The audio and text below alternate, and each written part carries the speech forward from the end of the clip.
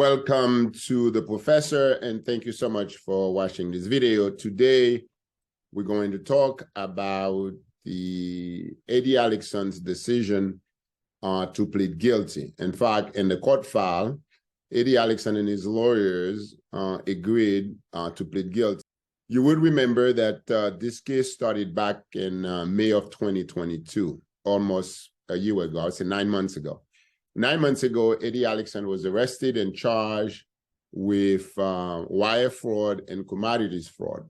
And the reason was simple, that Eddy Alexandre, for the better part of 2 years, had been raising money, basically telling people that that he was investing their money in cryptocurrency.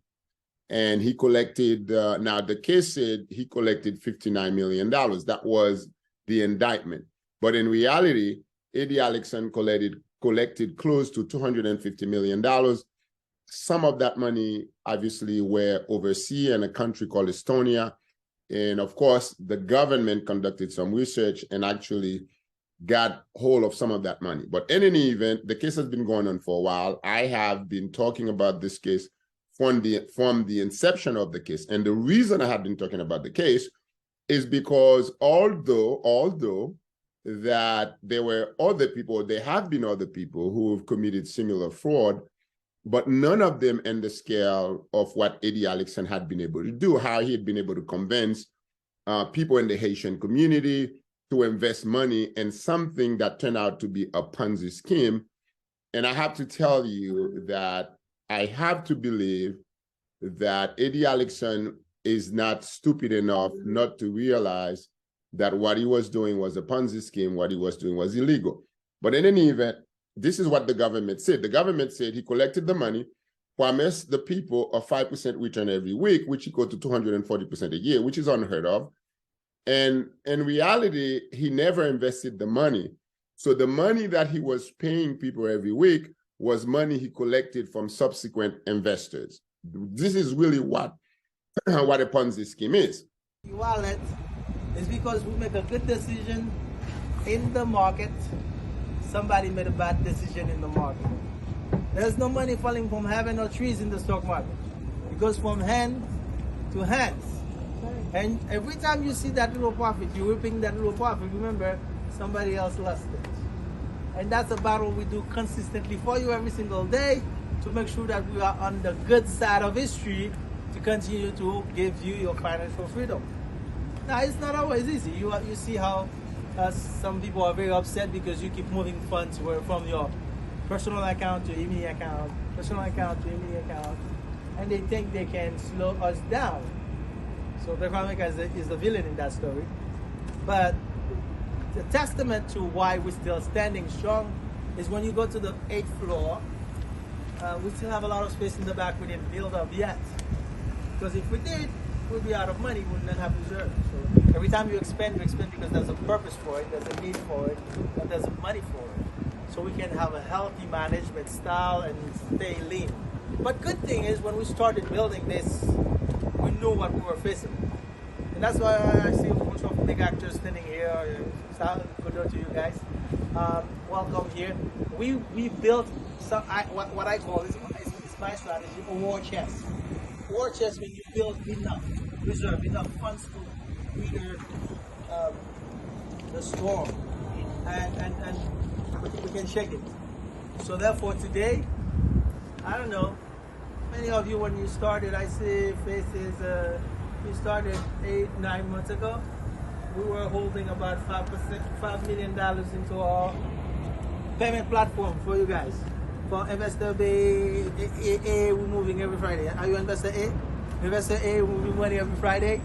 Today, although they tried to slow us down and they could not, we have exactly 102,980,000 sitting in the payment platform. What does that mean to you? It means that even if all of you wanted to withdraw your money every day, and all the millionaires in the club, all right, you would be able to do it. And I was showing Joe doesn't come to the office very often. I was showing Joe, when we built the platform, there's no bank that allows me to pay every Friday like that. By 12 noon on Friday, I pay $3.2 million. By 5 p.m., I pay 1.5. And there are those of them who try to test me and see if they do it during Sabbath, I'm gonna pay. I don't pay them until Monday. So Monday, I pay another 1.5 again. So every 2 days, you see these investors, they need some money to pay their bills, and we keep releasing that fund. The bank does not allow me to do that. No bank in America allows me to do that. So that's why when we build that platform, our payment platform is in Europe. Because Europe is unified. They have one agency that regulates payments. Here we have 22 trying to steal it. Which one is going to regulate it or not? So the President Biden happily told them, I want one set of regulation. So they all can come together in 180 days with one thing. So not knowing where it's going to go, where it's going to fall, I play on the safe side, you know. I pay every Friday just fine. Up to the point where even if I go downstairs right now, as Vavali will tell you, I go downstairs right now and I close down the office, I will still cross my hand, you will still get paid every Friday. Yes, sir. Because I don't depend on this bank. Yep. As far as I could see from America, I never order a check with them. That much I know how wicked they are. People beg me, members beg me because it's close to their houses, to open an account so they can make a deposit. When I go there to withdraw $5-6 million to the trading, they always make me spend a whole day giving me water, cake, pig bread. They don't want the money to leave. You know? So the bank is uneasy when they see you taking that many millions out of their hands and put it towards your own wealth. What do I mean by that? They consider you as a small investor. It's illegal, what I'm saying. If you go to Robinhood and try to trade 3 times, as soon as you try it the 4th time, you're lucky to get a warning because they're gonna block you for 90 days. What it means, stay in your lane. You're trying to... Doing this in the past 9 months, there have been a lot of supporters of Eddy Alexandre. The first time he went to court, there were a lot of people who went to court and basically wanted to show support for Eddy Alexandre. And some people claim that the federal government was being racist by targeting Eddy Alexandre. In fact, they thought that his entire arrest was based on the fact he was Black, he was from Haiti, and he was helping the community. But in reality, Eddy Alexandre wasn't helping the community at all. He was helping himself, his family, his close friend, and the people close to him. Now, I have to tell you that anybody with half a brain can take a look at EminiFX website, can take a look as what EminiFX was telling people, and then clearly deduce that what Eddy Alexandre was doing was simply illegal. I mean, I would have told him. But I got to tell you, when he first started, friends of mine, 2 friends of mine called me. One of them is a well-known doctor, to invite me to invest. And I said, let me take a look at what EminiFX is promising, what Eddy Alexandre is promising. Took a look at it, called both of them and told them this was illegal, and that eventually Mr. Alexandre would get into trouble for many reasons, for many, many reasons. And I'm surprised that there was only 2 counts of fraud. And I'm sure that if Eddy Alexandre had decided to go to trial, the government would probably supersede the indictment and add more charges, because for every single person Eddy Alexandre took money from, it's a specific crime. And he could have been charged with a whole host of crime. But in any event, Eddy Alexandre decided to plead guilty. And I think this is the best decision for him, because I have said this from the beginning. I was in Valerio's show, Teleimage, a couple of times.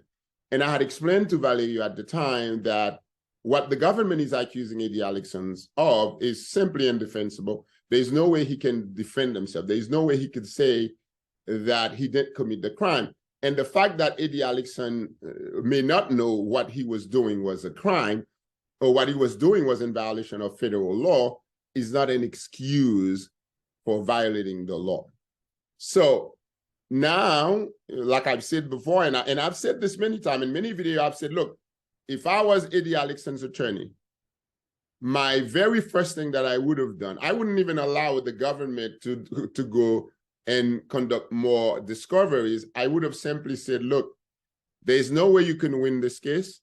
Let's take a plea, the sooner the better, and you will get more time and less time in prison because of the plea agreement. Now, Why is it that the plea agreement is good for Eddy Alexandre? First of all, it is clear that Eddy Alexandre committed a crime. There is no if and but and maybe about it. It's very clear, like daylight. Now, the fact that he's taking a plea is going to take him out of the bracket of 30 years, 20 to 30 years, and bring him all the way down to the teens. We're talking about 3 to 5, 5 to 7 years in prison. So that's good, because under federal law, when a person is arrested and they decided to plead guilty, the government loves that for many reasons. One, the government doesn't have to expend resources to prosecute you because it costs money, costs time to go to trial. And the government like that. Number one, the judge always like when a defendant comes to court and put himself at the mercy of the court, saying, hey, I did something wrong, I'm sorry, I recognize what I've done wrong, I promise to do better next time, please have mercy on me. Normally, they will get credit, and that credit is very important, because I don't want to go to all the detail to confuse you, but there's a 2 points credit based on the sentencing guidelines that allow the person to get less time. So when Eddy Alexandre pleads guilty, whenever this week or next week, the court would ask a certain question. For example, the court would ask him whether he's actually guilty, whether he's pleading guilty on his own, or whether somebody forced him to plead guilty, or whether any promise had been made to him in order to plead guilty. And of course, he would have to answer no for the judge to accept the plea. Once the judge accepts the plea, then the judge would ask Eddy Alexandre, tell me what it is that you did. How did you do it? And Eddy Alexandre is going to have to explain what the prosecution's been saying that he did that was illegal. So once he explains that to the court will then ask the prosecutor and Eddy Alexandre's lawyer whether the plea is acceptable, blah, blah, blah, blah, blah. So then the plea is taken.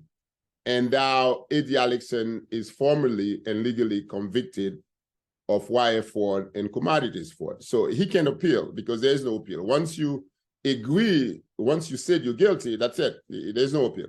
There's no trial, nothing. It's the case is done.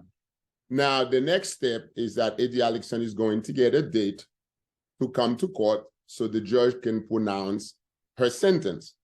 And that will be, first of all, they'll have to do what we call a pre-sentence report. What does that mean, a pre-sentence report? What it means is they're going to talk to Eddy Alexandre's family, to the community, finding out what kind of person he is, and how, his background, where he's from, his work, how much money he's made, so on and so on. They're going to get all that. And then the court get the pre-sentence sentencing report. And based on that, the pre-sentencing office is going to suggest how many years that Eddy Alexandre should spend in jail and prison. So based on that, the judge is going to decide whether or not she should go with what the pre-sentence report provides. And sometimes the lawyers would argue for lesser time. Obviously, this is not a case where the lawyer can argue for probation. This is not a probation case. This is a case of $250 million. Eddy Alexandre is going to prison. Now, the important thing is he going to prison for 5 years? Is he going for 7? Is he going for 3? I would hope, for his sake and his family, that the judge give him the lesser part. I hope that it's 3 years. But because the amount of money is huge, if the judge goes by $59 million, which is the loss, Eddy Alexandre is looking between 7 to 9 years. If the court goes by $250 million, then Eddy Alexandre has a problem. He's looking at double digits. But because he pleads guilty, I think that the prosecutor is going to go with the $59 million, and he's going to have to pay restitution, because once you're convicted of wire fraud, any type of fraud that involves money, there's always restitution. You have to pay back the money. Now, let's talk about some of you who invested in MiniFX. What happened to your money? Well, as I've been saying before, the government, and of course, there was a person in charge of finding where the money is, and the money has been collected. So they are going to try to return some of that money to some of these people. Now, here's the funny thing. I know that people think because Eddy Alexandre pleads guilty, the prosecutor is not going to release the name of all the investors. That's wrong. They will probably release that unless people write and say, look, I don't want my name to show up on it because I'm so embarrassed. I don't want people to know that I invested in MNEFX. But in any event, they will release the list, and you'll be able to see who in the community invested money with MNEFX. So that's going to happen sometime. And some of you may be able to see some money, but I don't think that's going to happen quite quickly yet, because once Eddy Alexandre pleads guilty, they're going to take at least between 6 to 10 months before they bring him back to court to sentence him. Now, once he's sentenced, and then they'll give him a date to report to prison. Eddy Alexandre has, hopefully, he's never committed any crime anywhere in the world. I'm hoping, I don't know.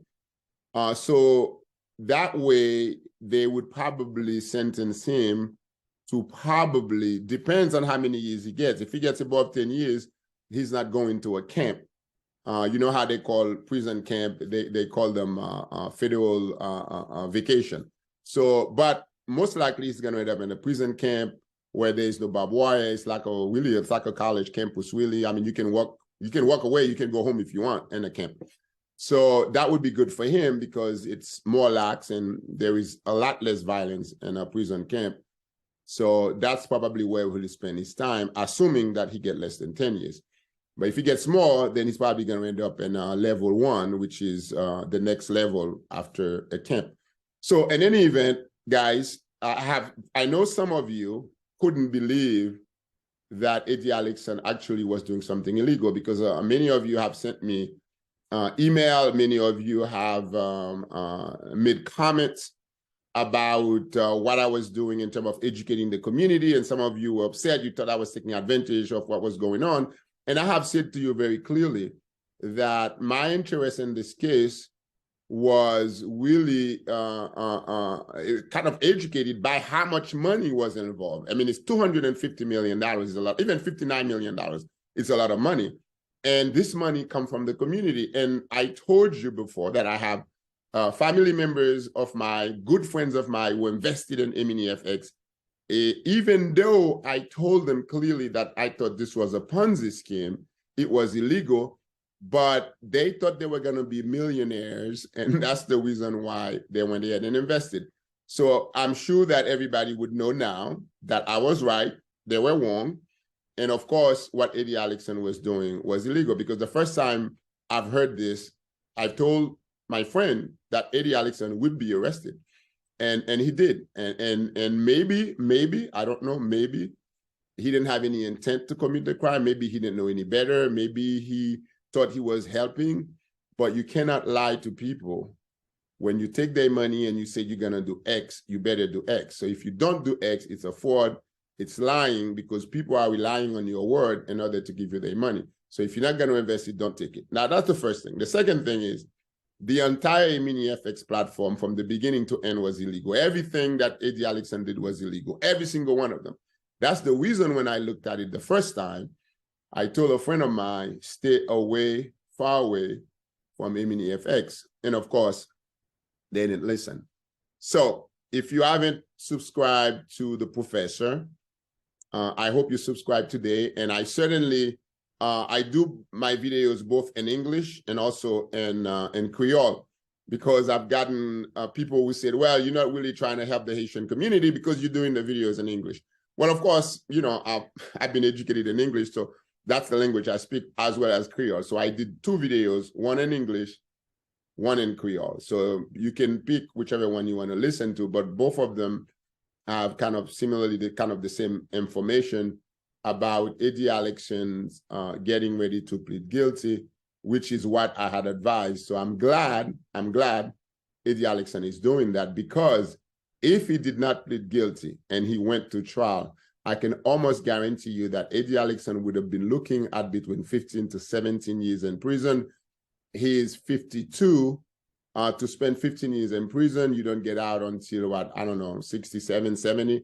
That's not where he wants to spend his senior years. He doesn't want to do that. So the less time he gets, the better. And I hope that Eddy Alexandre get, less time possible.